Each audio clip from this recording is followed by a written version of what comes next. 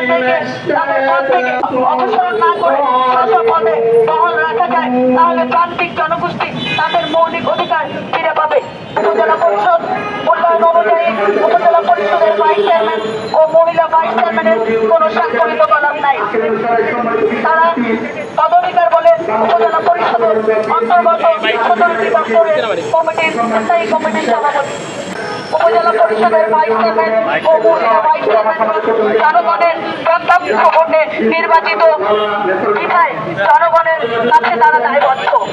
কিন্তু যদি অপসারণ করা হয় সেক্ষেত্রে বাংলাদেশের সংবিধান অনুযায়ী উপজেলা পরিষদের ভাইস চেয়ারম্যান ও মহিলা ভাইস চেয়ারম্যানদের মৌলিক অধিকার খর্ব করা হবে এবং সরকারি কর্মকর্তাদের এক নায়কতন্ত্র প্রতিষ্ঠিত করা হবে, যেখানে স্বেচ্ছাচারিতা চরমভাবে বৃদ্ধি পাবে এবং যেটাতে উপজেলা পরিষদের আইনে মূল স্পষ্টভাবে লক্ষ্য করা আছে।